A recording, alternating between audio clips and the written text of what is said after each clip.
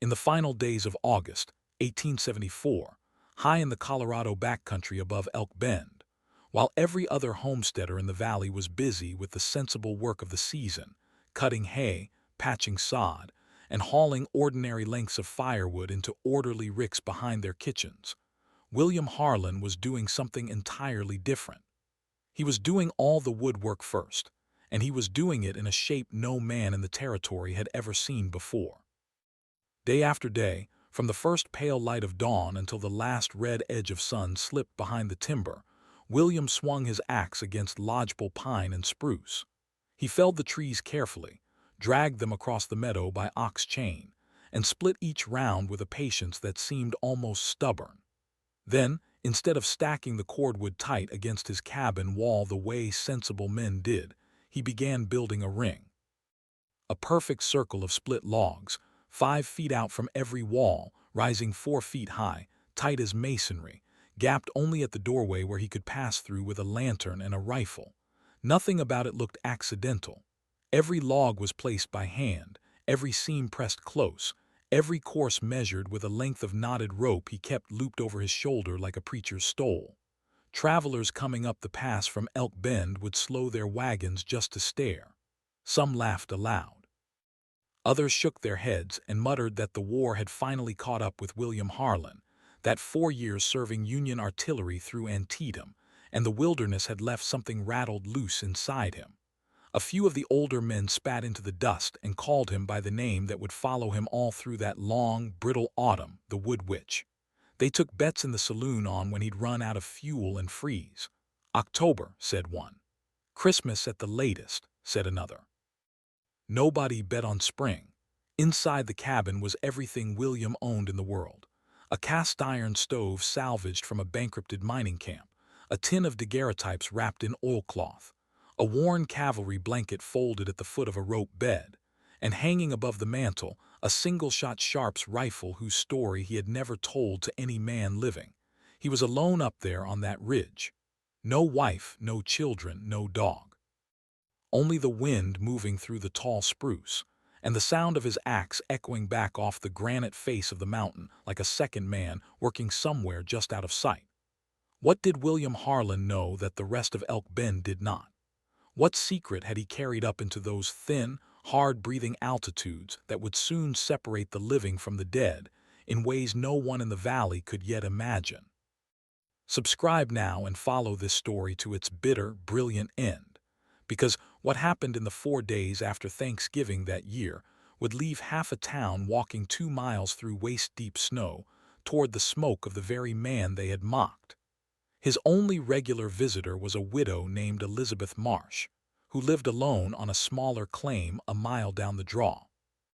Every Tuesday she climbed the trail with a wooden pail hooked over her arm, carrying fresh-churned butter wrapped in muslin, and she went home again with a dozen brown eggs cradled in the same pail. She had known William since the spring he arrived. She was the only person in Elk Bend who still spoke to him without laughing. On the 3rd Tuesday of September, Elizabeth Marsh came up the draw with more than butter in her pail. She had news, and she carried it the way a person carries a stone in a shoe, awkwardly, and with growing discomfort the longer she walked.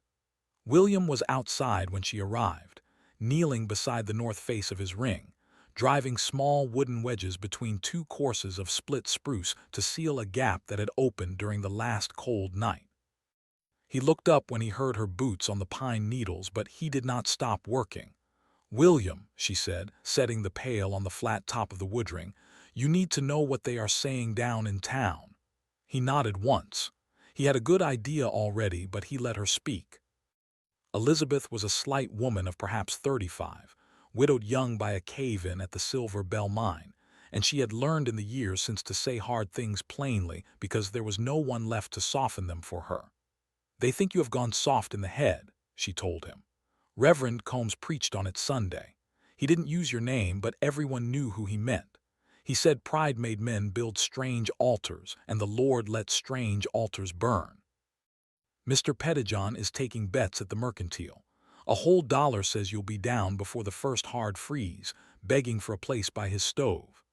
William set the wedge down carefully and stood. His hands were dark with pine sap, and there was a long, pale scar across the back of his right wrist where a shell fragment had opened him at Spotsylvania. "And what do you think, Elizabeth?" She looked at the ring. It was nearly complete now, running unbroken around three sides of the cabin, waist high and rising. From where she stood, it did not look like firewood at all. It looked like a low, dark rampart built by a man who was expecting a siege. "I think," she said slowly, "that I have known you 2 years, and I have never known you to do a foolish thing. But I also think you are one man alone on a mountain, and one man alone can convince himself of almost anything given a long enough winter." He almost smiled at that, not because it was untrue, but because it was said kindly, which was rare enough in his life that he noticed. He turned and looked out across the meadow toward the pass, where the aspens had already begun to yellow at their crowns. "Elizabeth," he said, "how deep did the snow lie in Elk Bend last February?" "3 feet on the flat," she said, "higher in the drifts." "And how deep does it lie up here on this ridge in a bad year?" She hesitated. She had never been on the ridge in February. Nobody had. William had built his cabin on ground that most sensible homesteaders would have refused outright, high and exposed, catching every wind that came down off the divide. "I don't know," she said honestly. 6 feet, William said. 7 in the pockets, and the wind up here does not blow, Elizabeth, it hunts. He picked up the wedge again and knelt back down beside the seam. "You tell Reverend Combs and Mr. Pettijohn whatever you like, but you come up here yourself before the snow closes the trail. Bring what you can carry, because I would rather be laughed at all autumn than bury a friend in spring." Elizabeth did not answer him right away. She stood there a long moment beside the pail of butter, watching him seat the wedge with 3 careful taps of a wooden mallet. The sound was small and precise, and it carried out across the meadow with a strange clarity in the thin mountain air. Finally she said, "William, why this shape? Why a circle? Any other man would stack it flat against the wall and be done." He set the mallet down. For the first time since she had known him, he seemed to consider whether to answer her honestly, and she saw something pass across his face that she could not name, something that looked briefly like grief. Then he shook his head once as though refusing himself the words and said only, "Because a wall throws the wind back at itself. A ring lets the wind go around." She waited for more, but no more came.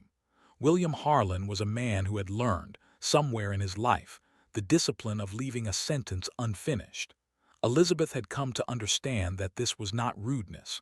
It was the way certain men protected certain doors inside themselves. She picked up her empty pail. He had already left the dozen eggs wrapped in a square of clean flannel on the porch bench, and she started back down the trail without pressing him further. But she walked slowly, and she looked back twice, and each time she looked back, she saw him kneeling beside his strange dark circle of wood, his shoulders bent in the golden afternoon light, working as steadily as a man building a church.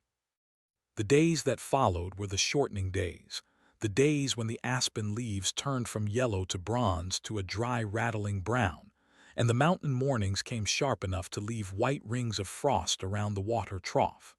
William worked on. He had felled his timber all through July and August, and by mid-October his supply of split cordwood was greater than any single man on that mountain should have possessed. He had cut nearly 9 full cords, and every log of it was now going into the ring. He worked the geometry with a care that would have astonished his old battery captain. He knew exactly what he was doing, and he knew why.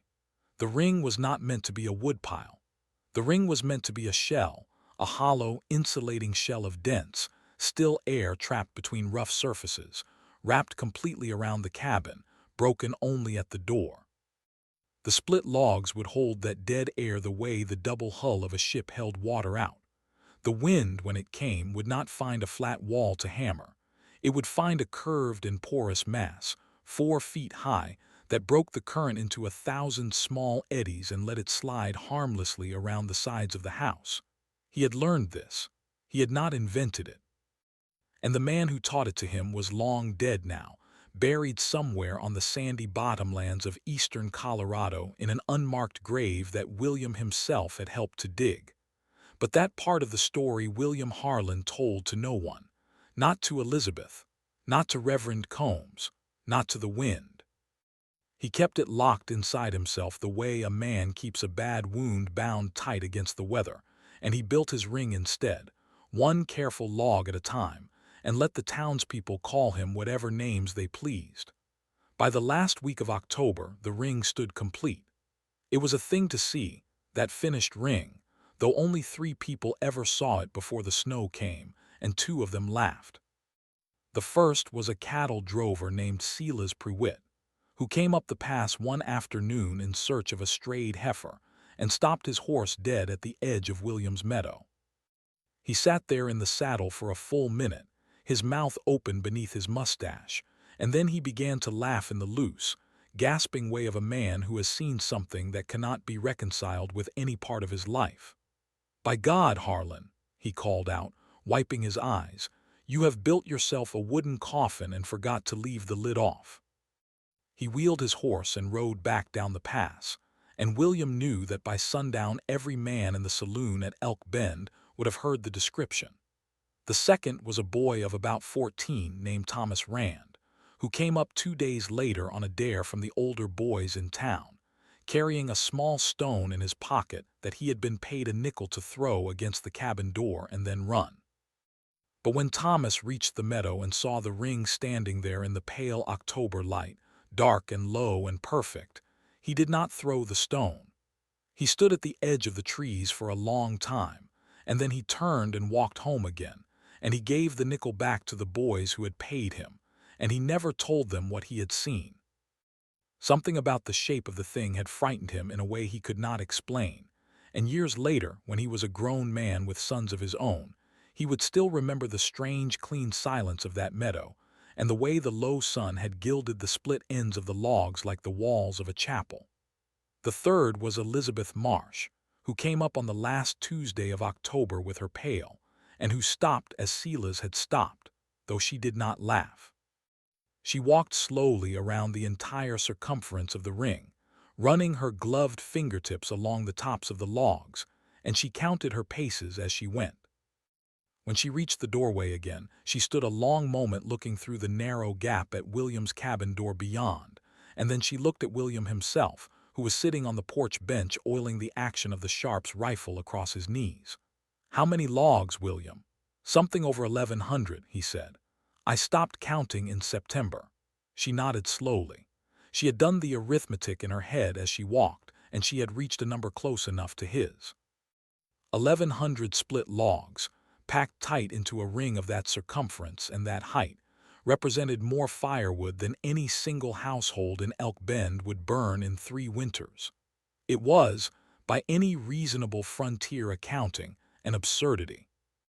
And yet standing there beside it, feeling the still air trapped in the space between the ring and the cabin wall, air that was noticeably warmer than the air 10 feet outside the ring, warmed by nothing more than the low autumn sun striking the dark logs and the wind's inability to steal that warmth away, Elizabeth Marsh understood something that no one else in Elk Bend understood yet.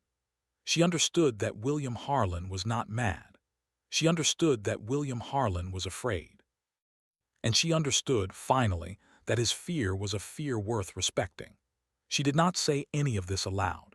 She was not a woman given to grand declarations, and William was not a man who wanted them. But when she left the meadow that afternoon, she left with a resolution folded quietly inside her chest, the way one folds a letter one is not yet ready to send. She walked back down the draw to her own small claim, and she spent the rest of that week doing things that would have puzzled her neighbors had they seen her. She salted down twice the pork she usually put by. She patched the small canvas rucksack her husband had carried in the mines. She oiled her father's old percussion revolver and wrapped it in a length of chamois. She did not know yet that she would need any of these things. She only knew that a man she trusted had told her the wind on his ridge did not blow, it hunted, and she had decided, without quite deciding, to be ready. November came in gently, deceptively so. The first week brought clear mornings and long blue afternoons, and the aspens finished shedding their last leaves in a slow bronze rain that carpeted the trail up to William's cabin. Hunters from Elk Bend went out for elk and came back with full pack strings, and the mercantile did brisk business in cartridges and coffee.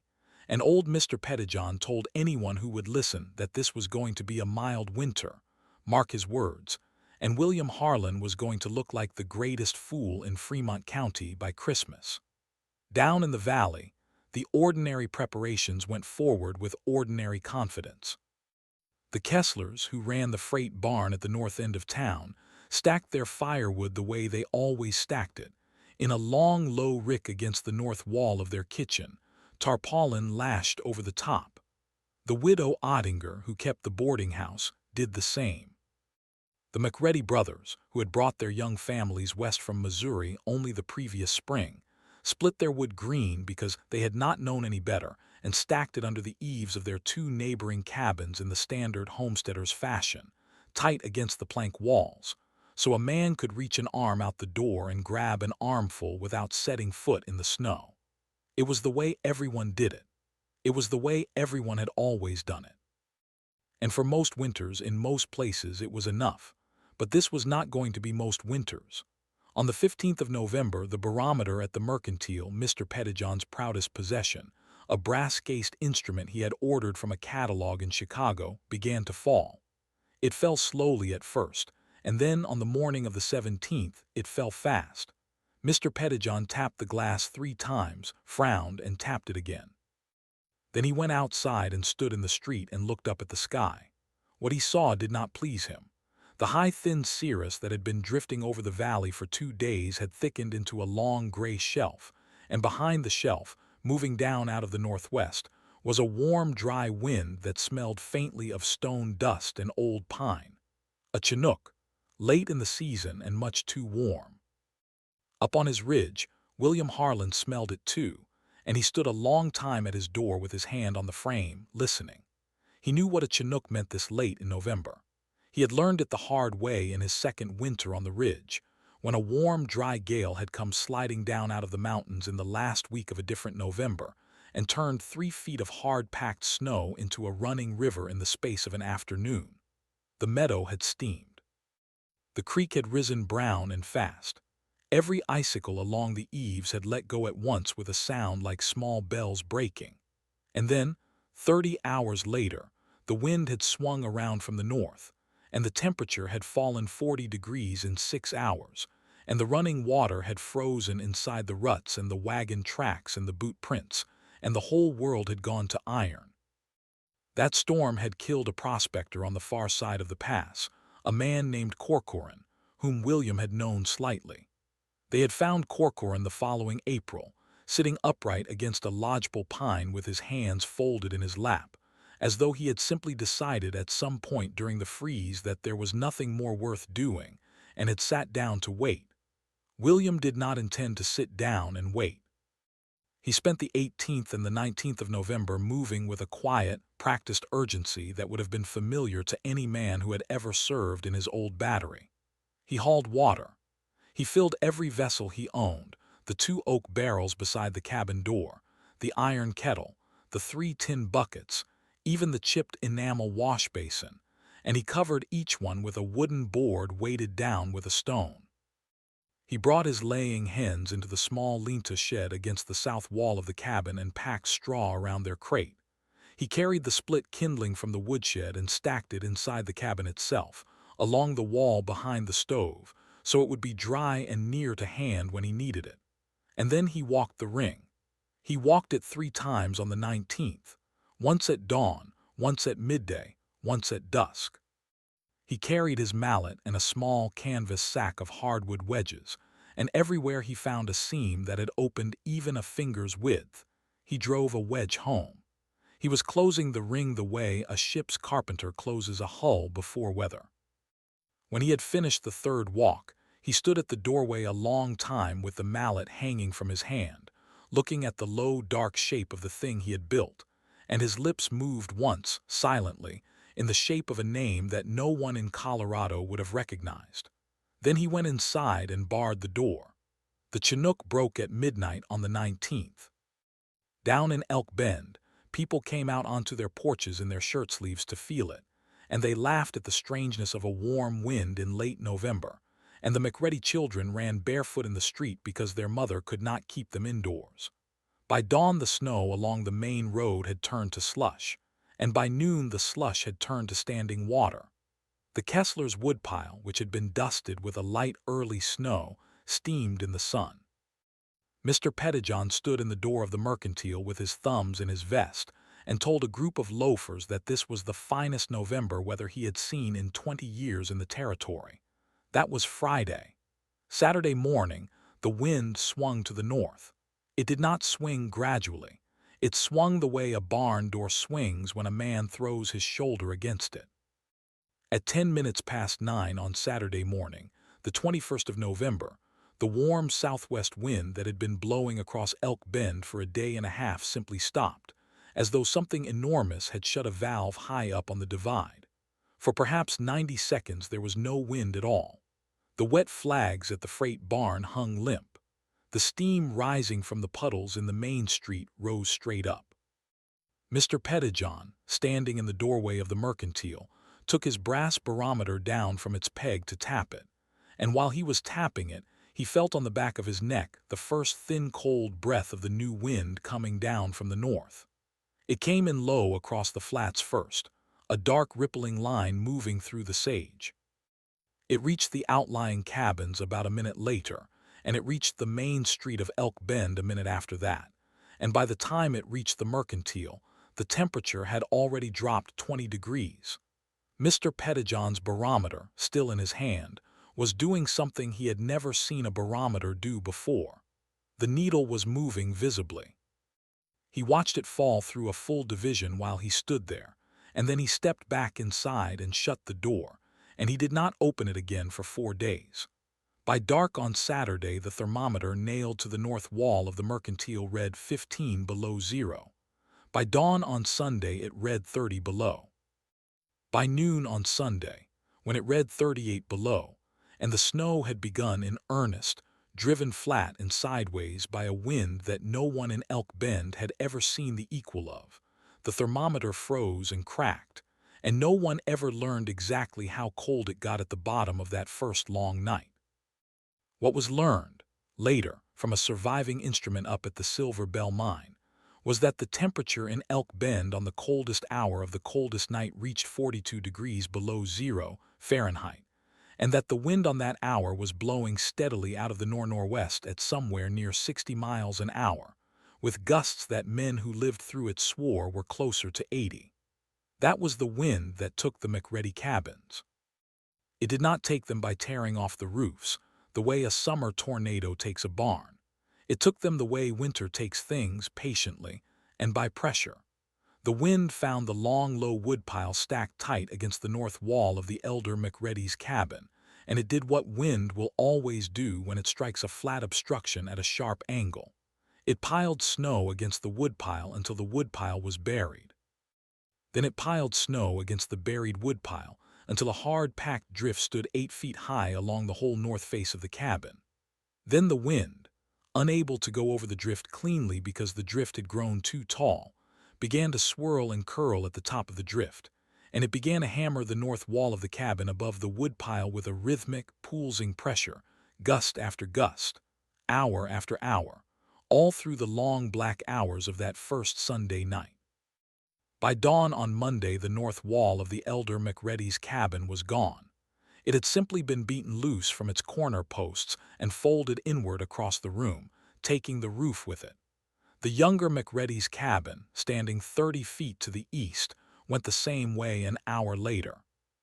The two families, 7 people in all, including a nursing infant and a boy of 3, crowded into the elder brother's root cellar, which had been dug into the side of a low hill behind the cabins, and they stayed there through the whole of Monday, huddled together under every blanket and coat they had been able to drag from the wreckage before the drift sealed the door. They had no stove in the root cellar. They had a single kerosene lantern, which they lit only for minutes at a time to check on the baby. What they had, in place of a stove, was each other, and the animal heat of the 2 milk cows the elder McReady had thought to drive down into the cellar before the north wall came in. It would not be enough. The younger McReady, whose name was Jacob, would understand this by Monday afternoon, when he pressed his palm to the baby's cheek and felt the cold rising up out of the child from somewhere deep beneath the skin. They were not the only ones. All through Elk Bend that Sunday night and Monday morning, the same story was unfolding in variations. The widow Ottinger's boarding house lost its north wall in a single collapse shortly before dawn on Monday, and the three boarders and the widow herself retreated to the pantry, which had no exterior wall and stayed intact. The Kesslers' freight barn survived, being built of heavier squared timber, but their kitchen L did not, and the family spent Monday in the barn among the mules and the freight crates, burning broken furniture in an iron brazier.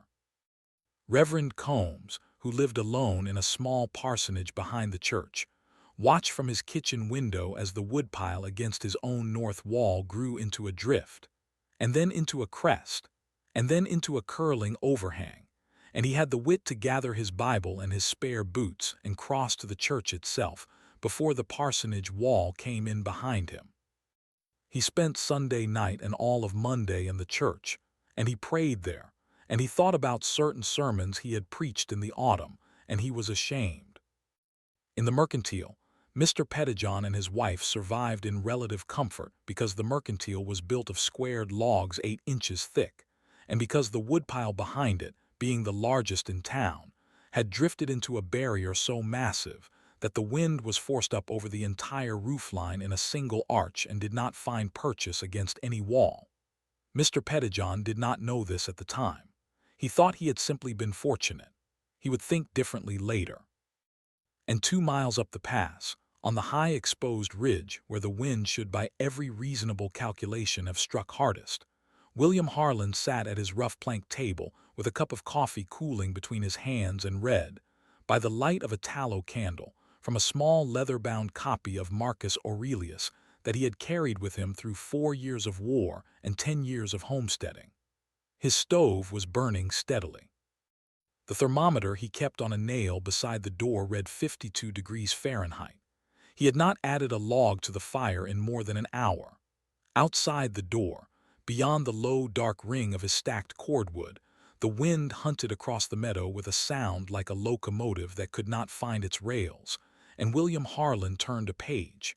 They came to him on Tuesday afternoon. Elizabeth Marsh came first, alone, breaking a trail up the draw through drifts that in places reached her waist and in places reached her breastbone. She had left her own claim at first light, wearing every garment she owned, with her father's revolver in her belt and her husband's canvas rucksack on her back containing a wheel of cheese, a side of salt pork, and the wrapped chamois bundle of ammunition. It took her 7 hours to cover a distance that in summer she walked in 20 minutes. When she reached William's meadow and saw the smoke rising straight up from his chimney into the flat white sky, she sat down in the snow and cried, and she cried for a long time before she was able to stand up again and cross the last 100 yards to his door. William did not ask her any questions. He simply opened the door, pulled her through it, unbuckled the rucksack from her shoulders, set her on the bench beside the stove, and put a cup of hot broth into her hands. Then he stood at the door and looked back down the trail she had broken, and after a few moments he said, without turning, "How many are coming?" "I don't know," she said, "but I told them the way. I told them where the smoke would be." He nodded once. He went to the ring and he began to work. They came in ones and twos through Tuesday evening and all through Wednesday. The Reverend Combs came, carrying nothing but his Bible and leading the widow Ottinger by the hand. The Kesslers came, all 4 of them, dragging a hand sledge with the 2 youngest children lashed to it under a buffalo robe.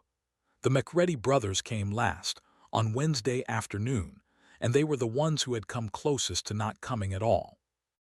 Jacob McReady carried the baby against his chest inside his coat, and the baby was alive, though barely, and his wife walked behind him carrying the 3-year-old boy, and the elder brother and his wife and their 2 older children walked behind her, and none of them spoke as they came up out of the timber into William's meadow, because none of them had the breath left to speak. 11 people in all, counting Elizabeth, counting the infant, counting William himself. He took them in. He took them all in, and he set them by the stove, and he fed them broth and bread, and he laid the baby in a nest of blankets on the warm hearthstone and watched Jacob's wife weep silently over the child, while the color came slowly back into its small face. And when they were all inside and the door was barred behind them, William Harlan did the thing that no one in Elk Bend later would ever entirely understand until he explained it to them, and even then some of them would not understand. He went out through the door in the ring, and he began to burn the ring from the inside. He took the topmost logs first, from the section nearest the door, and he carried them in and stacked them behind the stove. He worked steadily, and Elizabeth worked beside him, and by dusk on Wednesday they had opened a small alcove in the top of the ring, an alcove just large enough for a person to sit in out of the wind. Jacob McReady's wife sat in it, holding the baby, and the alcove sheltered her, and the stove behind her warmed her, and the baby slept. That was the pattern. That was the secret William Harlan had built into the ring from the first log he had laid down in August, though no one, not even Elizabeth, had understood it until they saw it working. Each log he burned made a space, and each space held a person, and each person was sheltered by the wood that still stood, and warmed by the fire the burning wood had made. The ring was not only a windbreak. It was a larder of heat and of room, arranged in the only geometry that let a single small cabin hold 11 souls through 8 days of 40 below dark. He burned it from the inside out, working the alcoves deeper as the days passed, and by the time the wind finally broke on the following Wednesday morning and the sun came pale and level across the meadow, the ring was gone, and the 11 of them were still alive, every one, including the baby. They walked back down to Elk Bend on Thursday. What they found there is a story for another telling. Half the cabins in the town were open to the sky. 6 people had died in the storm, 4 of them of exposure in cellars and pantries where they had retreated too late. The McReady brothers rebuilt in the spring, and they rebuilt with their wood piles ringed around their cabins, 5 feet out, 4 feet high, gapped only at the door. So did the widow Ottinger. So did the Kesslers.